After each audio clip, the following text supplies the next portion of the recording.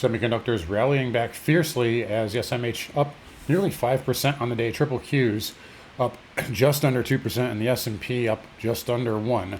So a very nice rebound here off of the lows. We talked about some levels last night on the E-mini. We didn't quite get there. I was really hoping for that 74.65-ish area to get hit, and we never did, never quite swept it, but we did get a rebound here. And kind of talking about this yesterday and kind of going over it this morning in the morning video on Carnivore Trades, What's Moving Markets, our pre-market show. I kind of talked about how you had a lot of, into the close yesterday, a lot of kind of just negative sentiment. And, I said this to members this morning too. We never really took out the low yesterday. I know the market was down, and I know it was fading. We faded the gains here. But the NASDAQ closed green, IGV closed green, SMH closed green, and Bitcoin closed green. So that's the leadership that you want to see in a downturn or in a down day, and that was kind of sneaking past a lot of the sentiment. Another thing that we talked about this morning is several days here. I tweeted about this before the open. I said, 3 out of the last 4 days or so, we have gapped up and had some selling afterward, and specifically in the afternoon. I think, right here. So 3 out of the last 4 days were gap crap tapes. For our betting man, I'd say we tease it in the first 30 to 60 minutes, right? And then kind of rip face after that. And that's kind of what we got. So when you get these, you had a little bit of like seller complacency this morning, like, oh, here we go with the gap up and sell. And so we were looking to buy this dip. We did. And, it was a nice trade here, and closed out for a couple hundred points on NQ today. So, very nice level. We talked about the 705 pre-market on the Qs as well in the morning video, which, again, I can give you all the levels, right? But I can't give you the risk, reward, the risk management, entry, exit, all that good stuff. So go check out the morning video. And if you want to get in the live day trading room where we actually do it in real time, that's at carnivoretrades.com. We got a sale going on in the pinned comment. But nonetheless, a very nice little trend day here and a nice rebound. And yesterday we talked about the semis and the Qs at 710, and here we are. So we're right at the 710 handle on QQQ. It has not, reclaimed just yet. We'll see what this does in the next 90 minutes. I'm doing the video a little earlier than normal. But you can see here right at 710, that's your LG1 now. I wouldn't be surprised here, and I actually closed out my NQ though, so I just want to say this here to caveat. I actually closed out my NQ at 350. Don't be surprised if we retrace some of this tomorrow. That's all. That's all I'll say. We kind of flipped from like that seller easy. It's free money just to short the gap open, and now I'm kind of sensing like, oh, we're back. We're so back, right? Yesterday it was so over. Now we're so back. You have VIX Spree tomorrow. That will invite a new VIX contract, and we got Mag 7 earnings after that. Now there is a lot of there's a lot of put skew attached to those earnings. So if they're decent, that could fuel more of a rally, but that's not until the after hours, of course. But tomorrow, just be a little careful here. Now, I will say though, at face value, SMH, right? We talked about the 580. I said 582. We're above that right now, unless we, drop in the final hour here, which is possible. But again, these head and shoulders, if everybody falls in love with them, then they rarely work out too, which is even funnier. But yeah, SMH is notorious for rugging bears on this pattern here. Now, who knows? Tomorrow, maybe we've come down and it bears step in. I would think that if we gap up or we rally into 600 tomorrow, that 50 and that 20 are definitely going to be resistance. You have some supply overhead here too, so. Again, I don't think bulls are necessarily out of the woods, but this is a humongous positive to see semis leading. And it's funny. I just saw today already. I predicted this, right? Like, as I look, if the semis start to rebound, you're going to hear people complain about the breadth. I'm already hearing it. Like, oh, it's just short covering. The breadth is terrible, but they didn't care about the breadth when semis were down and equal weight was at new all-time highs. Now the breadth is a big deal again. But nonetheless, it's a good move here. 710, that's still a big spot though. And, there's no guarantee. We could easily dip here into the final hour too. So we're not out of the woods here, but it is a nice rebound and, a good move here. So hopefully we do get some more volatility. I'll take it. VIX here, maybe it gets a little bounce tomorrow. So Google and Tesla after the bell. So two scalers reporting.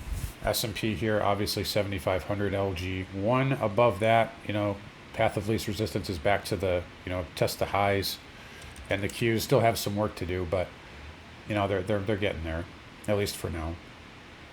If we look on the NQ here, and the reason why I say 710 so much is I like looking at the NQ, but you can see it's right about here. Like, this is where we broke down, right? So, we're right into that. There's 709 and change. That's kind of this big back test level. So if bears are going to step in, this is where they need to do it here. So interesting stuff. We'll see what we get. IWM, nice move, outside move. Oh, the breadth is terrible. Okay. Diamond here up 70 basis points. IGV is down. That's kind of been typical. Maybe a little micro bull inside bar here, though. Still acting well. And I still see, like a lot of these cloud names, right? They gap down and they come back intraday.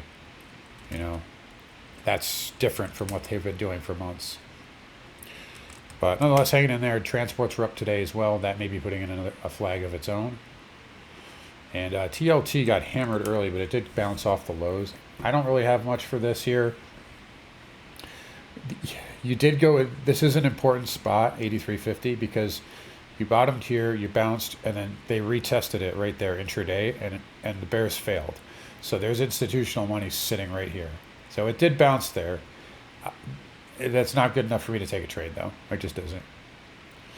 So I have no bias on it right now. But, it came off the low. We'll call a spade there. Housing, kind of a inside day here. Nothing spectacular on that front. Banks holding up okay here, though. KRE was down, but it did come, was lower earlier. It's coming back here. Maybe even close green. I know JPM's having a good day there. XBD up as well. And oil, again, up with the NASDAQ. So yesterday it was like, okay, are we back to the, oil dictates every micro movement in ES? And today, not so much. It's just hammering on the highs of the day. And the market is not carrying. So we'll see how that goes tomorrow. It should be interesting. But yeah, a lot of resistance up here at 85. You got the 50 and the 50 on the 100 day. And then, there's a big shelf here, as you can see. So big spot for oil. XLE flat to positive here. XOP, slight new high. And then OIH. Nice little, I like that outside candle there. So that may be setting up a higher low here.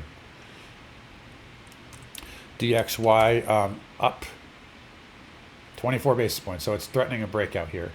And yields are, up with it. But interestingly enough, what's gold doing? Gold having its best day in a while here. Almost up 2%. We even got a pop in the afternoon. COMEX has been closed for an hour now, and this is getting a pop intraday here. I don't know if you can see that. I'm sorry, the corner of my screen. I might be covering it up, but you can see it right there. But yeah, gold up. And we talked about this yesterday too. Why is silver up? That's a little bit of a risk-on signal, right? Up just under 4%. So nice move. Still no technical changes on this, but pretty good moves here. I'm trying to get back up there. Platinum and palladium as well. It's not as reliable with these patterns, but maybe an inverse head and shoulder there on PA if it can trigger that. And then copper, a nice, really good outside move here. This just continues to be in high demand for obvious reasons. Bitstonk.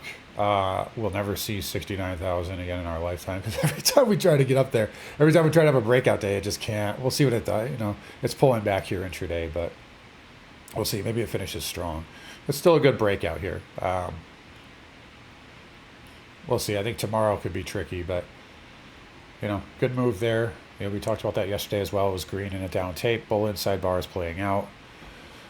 Measure move is still higher. And just an FYI for those of you who follow, 38.50 is LG1 on IBIT this week.